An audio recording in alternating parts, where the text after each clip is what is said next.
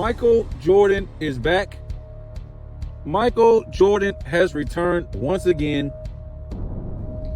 And we'll talk about the Denver Nuggets and the OKC Thunder. The Cavs, diarrhea all over the court to the Pacers. So let's talk about the big story right here about Michael Jordan. And most Michael Jordan fans are hyped up about Michael Jordan coming back and being, we don't really know yet, to NBC, we just don't, some kind of analyst, some type of basketball analyst. A lot of old school fans are hyped up. And I'm not hyped up about this. To me, it's a terrible idea. I don't know what the hell Michael Jordan is doing right here. This guy is worth a few $1 billion. And tell me if I'm wrong. I don't know the contract, but somebody told me $80 million. Though, many would say, how the hell do you turn down $80 million? I don't know, man. If you just couldn't, right? But in this case, when you're worth 80 billion, I mean, not 80 billion, a few $1 billion, I guess you could, but I guess you got to put that on the scale, right? Somebody gave you $80 million, and if you invested that, how much would that be in 10 years? So I don't know if I would turn down $80 million. Here's the problem with Michael Jordan doing this for NBC. It's the same reason why, you know, when I look at Charles Barkley and I look at Kenny Smith and I look at Shaq, and they're not analysts per se, play-by-play, but, you know, they're analysts on the game, after the game, at halftime, whatever you want to say. And I don't even like that, because I think in their era, it was more skilled. And when we talk about more skilled, and when we talk about skilled in general, like I told you guys, when basketball was played, from the inception, when it began, maybe all the way until maybe the mid 2010s, it was a positional game. It was a positional game where guys had to have a certain skill at their position, right? Power forward had to have a certain skill at that position. Center, certain skill at his position. Small forward, certain skill at his position. Shooting guard and point guard, the same thing, right? So to me, when it was a positional game and guys actually played a position and had positional skills at that position, guess what? That then was the most fundamentally sound eras of all time. And those eras have more skills. The 2020s have no skills, or has the least amount of skills. So let me, you know, I can get backtracked, or not backtrack. I can get backtracked too, but I can get sidetracked a lot when trying to talk about this. And I don't like it. I don't like it. Check this out. Now, let me ask you a question. I mean, this could turn ugly fast. You know, we've heard, you know, guys that played in the, you know, 2000s, 90s, 80s, maybe a little bit in the 70s, say dumb stuff. Take up for this era. Look, there's no problem with taking up for this era if you're telling the truth. But we done heard all-time great players that, again, played in the positional era and have positional skills at their position lie. We done heard them all lie. All of them. From Vince Carter to Shaq to Paul Pierce to Kenny Smith to Scottie Pippen to James Worthy. And the beat goes on and on. So what I'm trying to tell you guys is, a lot of people think that Michael Jordan is just going to go against what the NBA wants. And the NBA is paying him, I mean, you can say NBC, but the NBA is giving that money to NBC. So you got to do what they want, and you got to say what they want. And to me, this could turn out bad. The only way this could not turn out bad to me is if the NBA changes the way the game's played. If the NBA says, yep, the same defense, you know, that we have incorporated in the playoffs this season, we're going to put it in the playoffs, in the regular season next season. Something like that. Slower pace, calling fouls, calling travels, double dribbles, carries. All this stuff will put guys back in a more fundamentally sound game. And I think, when you're able to slow the game down like that, now you can play positional basketball because you can dominate more in playing positional basketball. When you're just running and gunning to the three-point line from end to end, sure, you're not going to need no great centers or no real power forwards. And if you're not playing defense and you're not, again, this could turn real ugly. And I don't really think this might be my last year watching. I don't know, man, because I cannot take Michael Jordan coming back to this game and lie. What makes you think Michael Jordan ain't going to come back and lie about how great these guys are, about this and that, like all these other players have back in the past? They all have lied for money. And Michael Jordan, he don't need no money. And most of these guys have lied because they needed money. Yes, these past great players. But you got to realize they're paying Michael Jordan, if I'm not mistaken, $80 million. So he's pretty much a puppet to what they want, what they say, what the script is going to be. Now, if they're in it to bring, the game back like it used to be, and they're bringing in Michael Jordan, I'm all for it. Even though I don't know if you want to bring in Michael Jordan, period. But if you're going to change the game, you would have to teach this from high school to college, because the NBA is the one, or the league, that started making college turn into a three-point contest. College where they were able to travel and dribble. College where you don't have no positional game anymore. So that's what they start doing in high school, because they have to get these guys ready for the next levels, right? So the NBA is basically responsible for undoing a lot of stuff.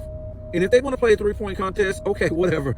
I mean, to me, I told you, it looks ridiculous when we're watching these playoffs and these guys are still shooting a three-point contest and are breaking it up, because defense isn't made for a three-point contest. That's why a lot of guys never shot a lot of threes back in the day unless they were wide open, because it was guys always draped on them. So how are you shooting a three with guys draped on you? It's a bad shot. The only reason why these guys take so many threes in the regular season is because these guys don't play defense. These guys are all about, oh yeah, man, you're gonna, let me get mine. I'm gonna let you get yours, and then we get these big contracts, man. So it's just like a joint effort, group effort, fellowship effort by the entire NBA not to play defense, because they want to look better than what they are. They want each other to look better than what they are, so they can try to justify these contracts that they're getting, but they're not justified. They're not justified. So I don't know, man. This to me, I don't like it, man. What's it gonna be? Is Michael Jordan gonna be able to express himself? And like, how though? This thing is so far gone now. The NBA and the way it's played. Like I said, I don't even like hearing Kenny, Chuck, and Charles talk about this three-point contest, because this ain't the era they played in. This ain't even close. This ain't even close to what they played in. Man, it was grown men. You couldn't even talk back to the refs like that. You couldn't even talk back to the refs. Let me tell you the era I grew up in. I'm being serious. Check this out. When I was growing up in school, the teacher could whoop you. Huh? When I was growing up, the teacher could whoop you. So, let me tell you what happened. In elementary school, and it really only happened in elementary school, right? So, when I was going to elementary school, you could get paddles. And you might think, paddle? Yep. So you would get this, what they call tallies, right? So they were like red, blue, orange, green, or whatever like that. And they all meant certain things. Maybe red might mean, bad. Yellow might mean good. Green might mean great. I don't know, whatever. So you would get certain tallies to put in your cup, and your cup would be like hanging on the wall or something like that, however they did it. So I think it was like every day or something like that, the teacher would tell you to go put a tally in the cup, depending on what you did. You was a good student that day, you was an average student, you did good on your work, or if you talk back, you might get, a red tally. So if you got so many red tallies, they would do certain things. They would either I think they would either first make you sit outside the classroom in the hallway. That's what they would make you do if you got so many. Then, if you got so many, the teacher was allowed to break out a long, flat, thick wooden paddle, bam, right in the hallway. He or she would tell you to bend over, and I think the woman was the worst. If you got a woman teacher, oh boy, that was the worst. She'd try to knock you out. But you would bend over, and she would hit you with that paddle, and they could hear that thing 5 blocks away when it hit you in the butt. And you could hear somebody, you be in your class, and that's what you would hear. Somebody getting paddled. Now, some kids, kids are tough when they're like young and stuff like that, so they try to play it off. But, if you had got in trouble so many times and got a lot of tallies, not only did you get a paddle, you could get up to 3 paddlings. Or they hit you 3 times with that flat paddle. If it was really bad, they would send you to the principal's office. And the principal had a paddle, a wooden paddle, double the size of what she had. And I'm talking about you wouldn't even need to get hit 2 times. Just 1 time. And I'm talking about they will call your parent. And your parent will watch you get paddled in front of the teacher. Or in front of the principal. Yeah. I'm talking about things was different back then, folks. You can't even whoop your child now. You go to jail. I'm just trying to say how things were different back then. In elementary school.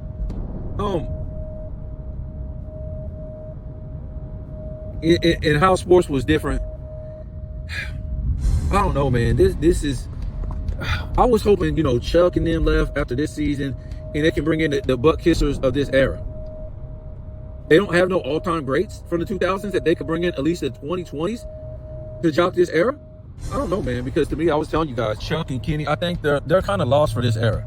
They do great work, but this is not their era of basketball of concern. Like, I don't know, man. But the Michael Jordan thing, I'm not happy with it, man.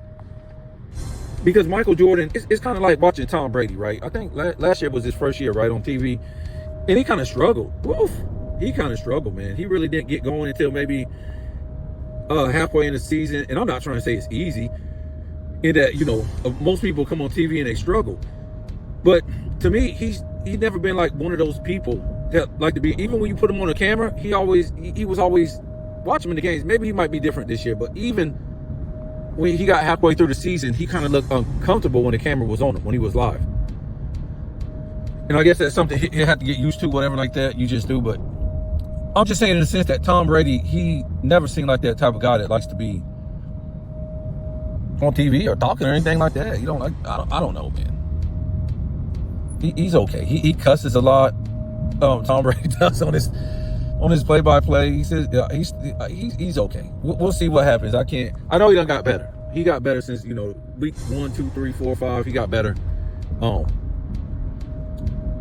But again, Michael Jordan has been out the spotlight and the limelight per se, as far as like in the public, and he's never been an analyst. So how does this make any sense? How does this make any sense that step in a 3-point contest, the game is like so far away from what it used to be? It's crazy, man. It's nuts. I don't know. And then what are you going to do now? You're going to go back and forth with LeBron James and criticize him, and I don't know, man. It's just this thing can become like a bigger soap opera, right? Because that's all the NBA brings you, really. It's a 95% soap opera, more than on-court greatness. And that really has to do with LeBron James, to try to make it seem like he should, keep playing, because he can keep you, gossiping with this 95% soap opera instead of on-court greatness. I don't know, man. I don't like it. I don't like it because, like I said, they could, $80 million, they could tell Michael Jordan to do anything, and before you know it, Michael Jordan fans are turning on him. Are turning on Michael Jordan.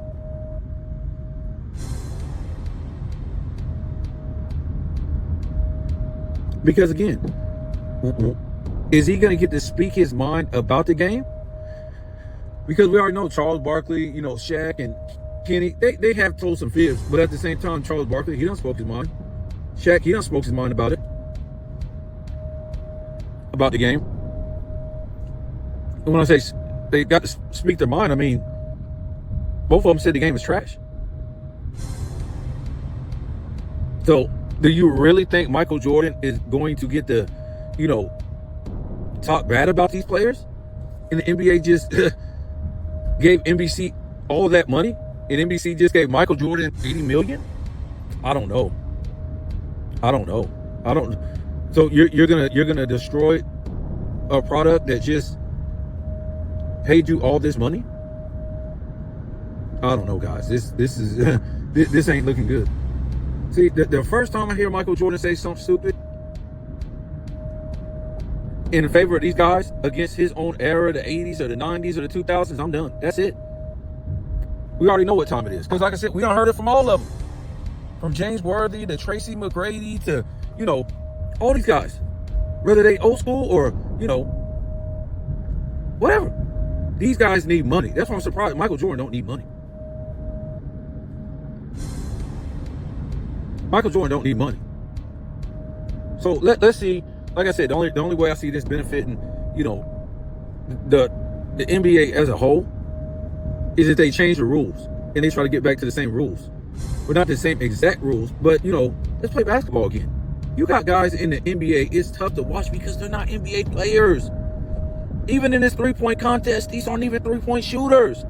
But this is the only shot they take. That don't mean you're a 3-point shooter. This isn't basketball when you're only shooting one damn shot. This is a 3-point contest. Let's be serious. Say no, it's a 3-point contest. Call it what it is. It's a 3-point contest. I mean, I would just be like blown away if somebody told me Siakam now is a 3-point specialist. If you told me this in 2019, I wouldn't even believe it. That Siakam is out here raining threes. Years ago, Miles Turner. You told me that Miles Turner is going to be playing in a 3-point contest and raining threes. I wouldn't even believe it. Bro, what is the practice? What is the practice? Guys just shooting threes at the three. How can these be even real head coaches? What are you executing? What fundamentals? You don't need no head coach for this. These guys could do this all by themselves. There is not nothing hard to figure out about this. These guys ain't run no triangle or no Princeton or no real offense. It's ridiculous. So let me say this.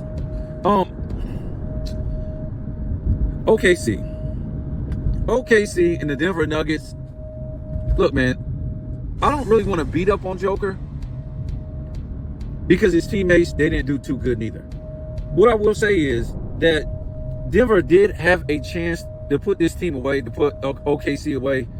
I think that was like in the early fourth quarter, which, I mean, I know that's hard to say, put somebody away in the early fourth quarter with, and you're only up by like, I think they were up like 7 or something like that. But I'm just saying, they just started missing shots after that. And then OKC started hitting shots and took the lead. Denver was down by 4. And I want to say it was about 4 or 5 minutes to go. And Joker was on the free throw line and missed both free throws. And I promise you, after that, that was it.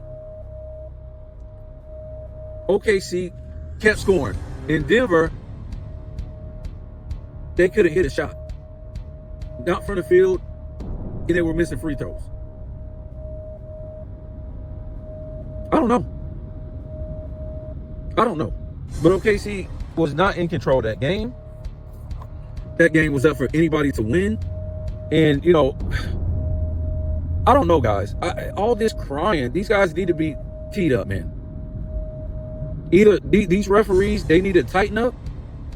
See, what I was telling you guys before, for them to play, I wouldn't call it 90 styles defense, but for them to be able to play physical defense and defense again in these playoffs, and them not being used to that ever, it's stupid. Because for one, now you're playing a 3-point contest and you're getting guys draped on you. For two, if you even touch one of these guys, graze them, they're crying. They're going off. They're acting like women. This is what they're used to, basically in the 2020s, a no-touch era. Now, what they should have did is, if you want to play physical defense in the playoffs, fine. But they should have started that in the regular season and had it continue into the playoffs. That's it. So now you got guys crying all damn game over being grazed, over being touched. It's like ridiculous. So the difference was down the stretch in the fourth quarter, especially in the clutch, 4 minutes ago, 5 minutes ago, Denver missed. It was missing buckets. It was just missing. And OKC was hitting. I mean, what else can you say? You know, Joker didn't play good. Shea didn't play great. And that's it. Now, to me, I think Joker is, I don't know, man. Somebody said, oh, so you're trying to say he can't play in the 90s. I said, I didn't say he couldn't play in the 90s. Lottie Defox played in the 90s. I mean, what are you talking about? I'm saying he would be more like a Divock than anything. Lottie Defox, he'd just be like him, you know, really crafty, skillful, something like that. That's what he could be. Devox could shoot the ball at the mid-range. You know, a little bit later on in his career, he could shoot threes and stuff like that. But that's all he would be. There's no space. Ain't no guy gonna sit up there and let you will and deal on the perimeter like he does. And they would shut a lot of that stuff down.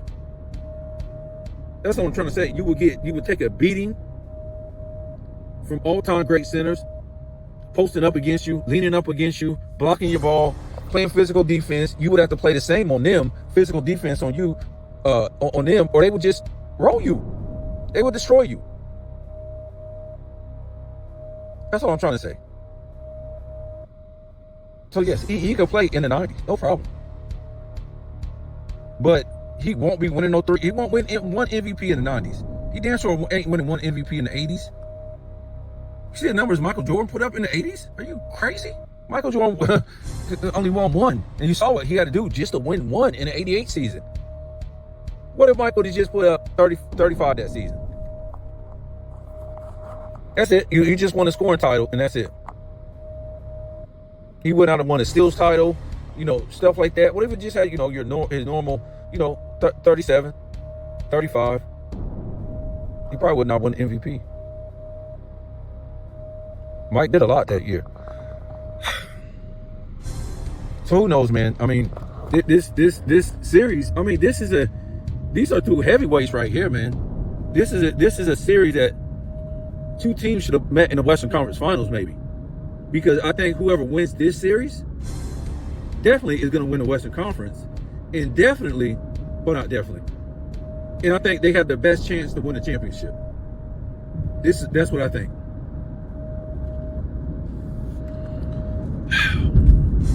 But I don't know, man. Let's not go too crazy about this. Michael Jordan had bad series.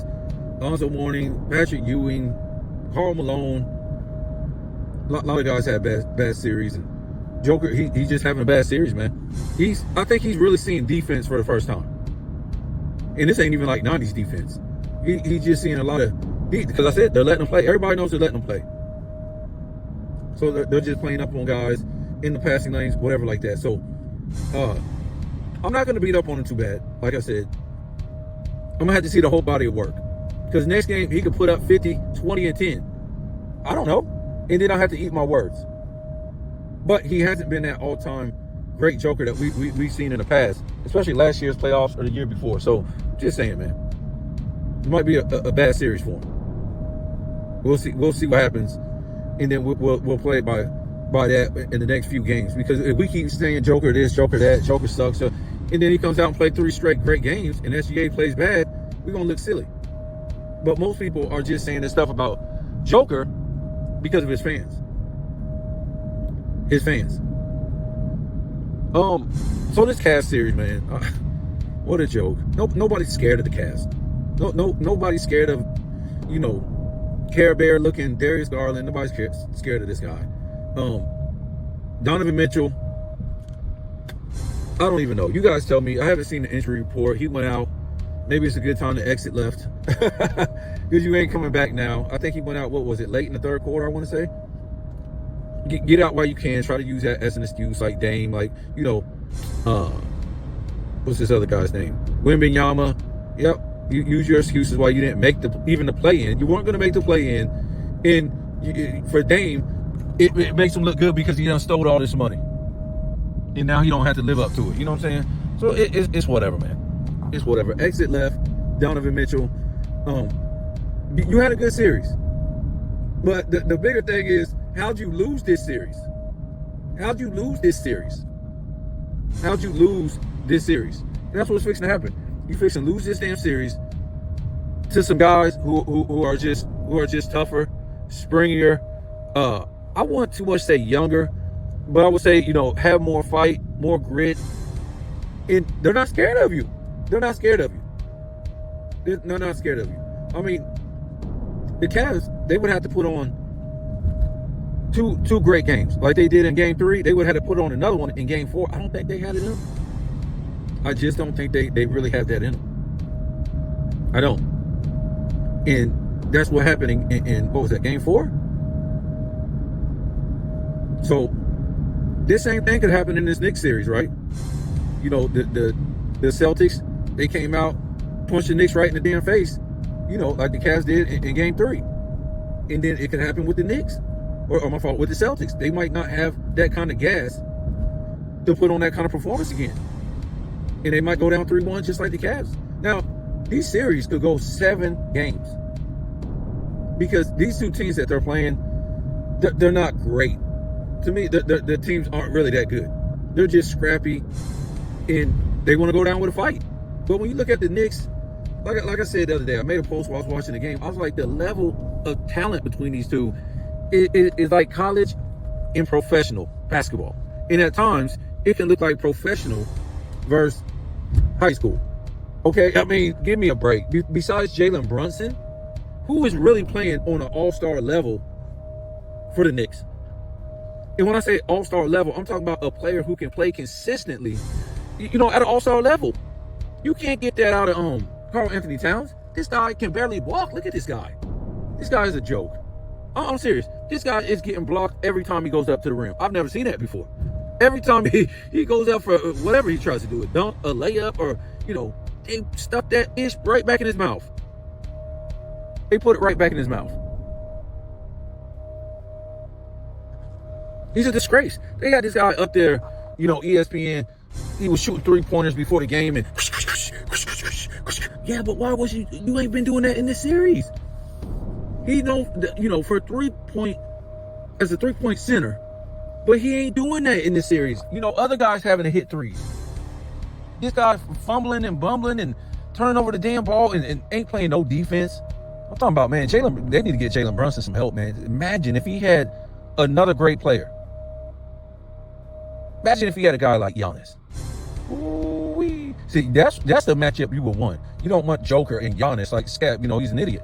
So he will put them two together. It won't work out because they basically do the same thing. But you put a guy like, Brunson and Greek Freak together, oh my God, it would be a wrap. And, that's something they thought they would get with Dame. They thought they would get that, 1-2 punch. And Dame just care about stealing money more than anything. He don't want to play basketball no more, man. These guys don't want he done checked out. He don't want to play basketball. To me, there's no reason. 2 top 75 players should have finished where they finished. They should have been number 1 or number 2 in the East. Number 1 or number 2. If those guys are putting up, both of them, one's putting up 30 points, and the other one is putting up 25, 27 consistently a night, there's no way.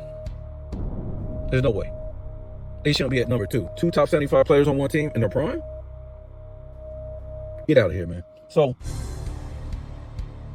yeah, get Jalen Brunson some help, man.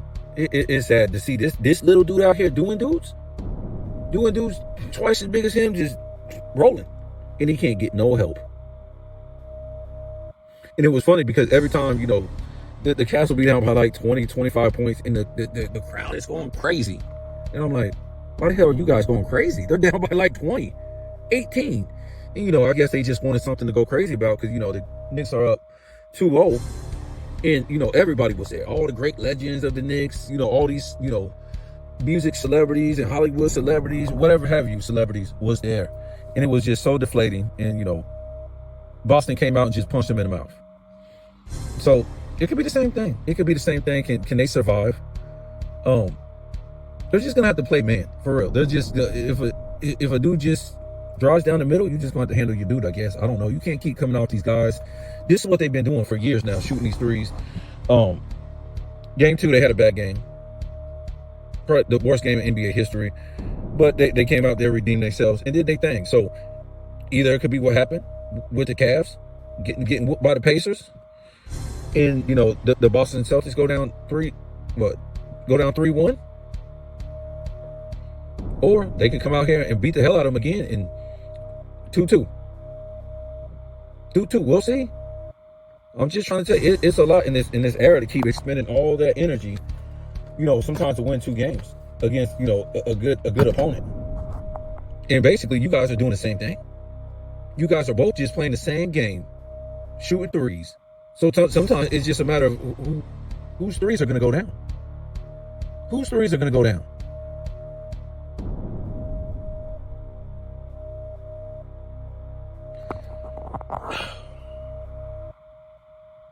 I don't know who's going to win any series. I just don't. If I had picks in the beginning. Obviously I had the Cavs winning that series. I had Boston winning that series. I had who was it? I think I had Denver. Was it Denver? I don't know. Well, no, I didn't pick on that one because I didn't know who was gonna. I never picked on that one. But you got the Curry thing coming now. He's out for a week, so it's like the Unclutched Sports Men in Black, they went and paid Curry a visit. You ain't about to get more than 4 rings, son. We will ruin your marriage, your career, your legacy, everything. You'll be on trial like P. Diddy. Yep, next game, their Curry is clutching, grabbing for an injury, all this stuff. If LeBron ain't got 5, Curry ain't getting 5. Huh? Even though I don't know if they would. It would, like, I don't know, man. Even if they won, they would have to play Denver or OKC, and then they might have to play, whoever come out of the East. That would be tough. I'm talking about Curry. He would have to put up, like, historic numbers for them to come out of the West and win a championship. And, Jimmy Butler, he would have to step up to, superstar status. And to me, Jimmy Butler is just like, a star. He's not superstar status like that. So I don't know. But, Unclutched, they had to just make sure he wasn't going to, make sure nothing was going to happen, because if Curry was to get another ring, that would destroy LeBron James even coming back next year to do anything. It would mess everything up. It won't make any sense. So I don't know, man. Like I said, everybody, most people are happy about this Michael Jordan thing, but you got to ask yourself, for what? Why would he come back to this? Why would it benefit him? That doesn't make any sense. Why would that be? Of course, the money. But how could it benefit the NBA if the guy is speaking his mind about this NBA? And he really never has. He's never spoken his mind about this dying era. The 2020 is the worst era of all time as far as ratings. And, to many NBA fans, as far as like fundamentals and, everything with the NBA. Rules, what do you call it? Rivalries, everything. So I'm just thinking, it's just in me now that he's going to come back and he's going to have to read from a script. And he's going to have to say stupid stuff that doesn't make any sense. And they're going to say, see, I told you Michael Jordan said these guys are good. And, past players ain't that. Then, this is Scottie Pippen. I mean, how's it going to be, man? Like I said, unless they're willing to change the game. Change the game to where it's more competitive. I just don't see how's this good for Michael Jordan to come back. I don't know, man. We'll see. And just remember, I said this. This is why I'm saying this now, because some shit if it pops off later on,